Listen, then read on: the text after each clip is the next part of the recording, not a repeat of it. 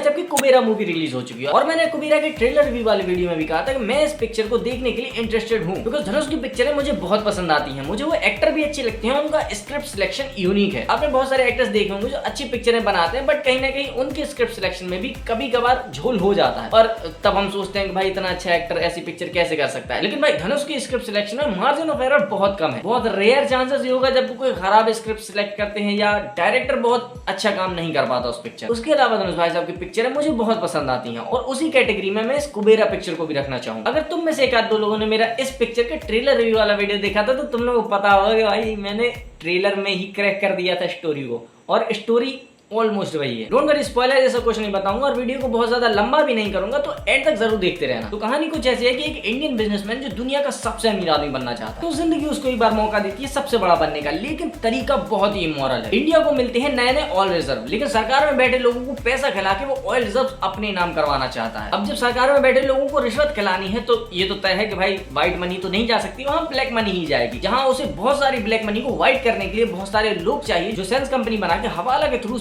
Black money को white कर सके, जिसके लिए उसे ऐसे लोग चाहिए जो सवाल ना उठाएं, जिन्हें कोई परवाह ना हो, जो कुछ जानते ना हो। तो इन सब काम को करने के लिए वो बिजनेसमैन जिसका रोल जिम सरफ प्ले कर रहे होते हैं वो नागार्जुन को हायर करता है। और नागार्जुन का कैरेक्टर पास्ट में एक सीबीआई ऑफिसर था जिसे झूठे केस में फंसा के जेल में डाल दिया गया, और उसी को जिम सरफ का कैरेक्टर जेल से रिहा करवाता है और उसको बोलता है कि तुम्हें मेरा काम करना होगा and you will be free. तो नागार्जुन का कैरेक्टर दिमाग लगाता है कि ऐसे लोग जिन्हें कोई जानता नहीं, जिनका कोई भूत भविष्य नहीं है, जिन्हें कोई परवाह नहीं है, जो खुद भी अनपढ़ है, सिर्फ भिखारी हो सकते हैं, तो वो इस काम के लिए भिखारियों को चूज करता है, उनको ट्रेनिंग देता है, उनके नाम पे नई शेल्स कंपनियां बनाता है और ब्लैक मनी को व्हाइट करने का प्रोसेस चालू हो जाता है। लेकिन इस पूरे प्रोसेस में जो 4 भिखारी लाए गए थे उनमें से 3 से तो पैसा निकलवा लिया जाता है, लेकिन चौथा जो हमारे धनुष का कैरेक्टर है वो भाग जाता है और यहीं से सारी बकचोदी शुरू होती है। उसके पास उसके नाम पे 10,000 करोड़ है और किसी भी कीमत पे वो चाहिए, क्योंकि सरकार में बैठे लोगों को अपनी पेमेंट टाइम पे नहीं मिल रही है, तो ऑयल रिजर्व को ट्रांसफर करने वाला काम अटका पड़ा है। और इसके बाद जो चीज चालू होती है, भाई धनुष का भिखारी इतना लकी है जो हर जगह से बच जाता है। पिक्चर में 4 लीड एक्टर हैं, उन चारों का काम कमाल का है, स्पेशली जिम सरफ जिन्होंने बिजनेसमैन का रोल कमाल का प्ले किया है। उनका बॉडी लैंग्वेज, बात करने का तरीका, एटीट्यूड सब ऑन पॉइंट। उसके बाद धनुष भाई साहब जिन्होंने भिखारी का रोल प्ले किया है, लीड एक्टर होने के बाद भी उनका नाम मैं दूसरे नंबर पे इसलिए ले रहा हूँ क्योंकि भाई जब उनका पूरा ट्रांसफॉर्मेशन किया जाता है भिखारी से नॉर्मल इंसान में, तो वो हीरो लगता है, एकदम स्मार्ट, गुड लुकिंग, हैंडसम, बिल्कुल भी नहीं लगता है कि ये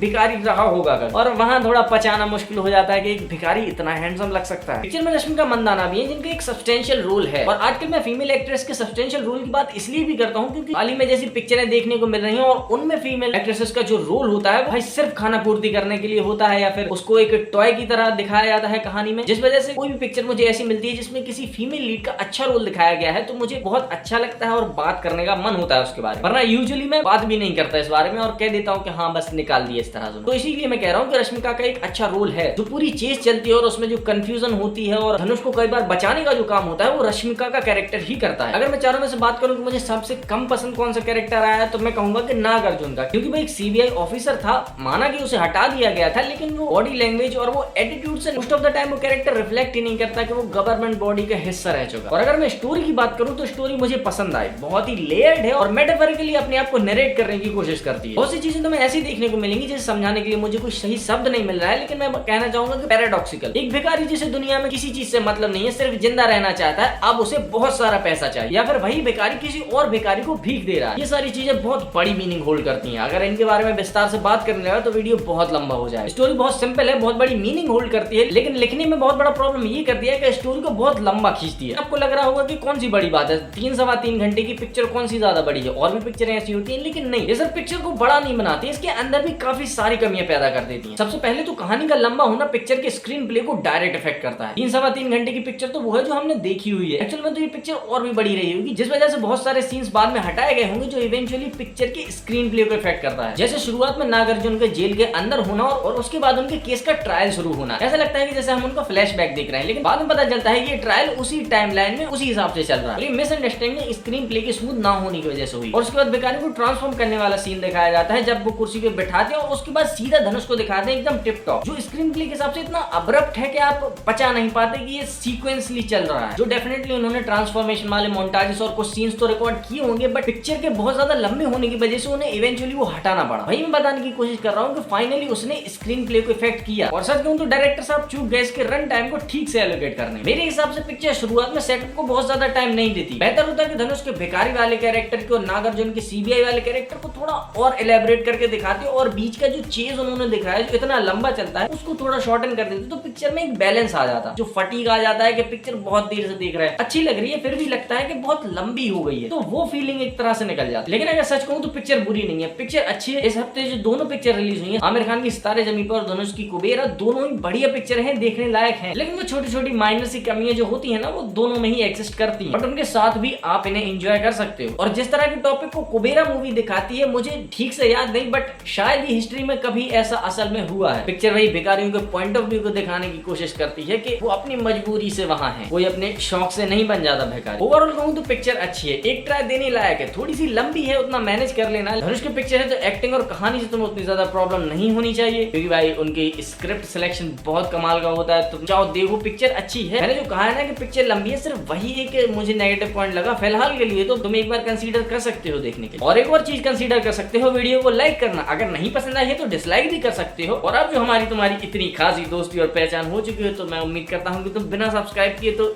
नहीं जाने वाले, है ना। खैर, इस चैनल को और मेरे वीडियोस को थोड़ा और एक्सप्लोर करना चाहते हो तो तारे ज़मीं पर का रिव्यू तो मैं यहाँ मिल जाएगा, एक और कोई सा रिव्यू मैं यहाँ लगा दूंगा, और मैं मिलूंगा तुमसे अगले वीडियो में। तब तक के लिए बाय।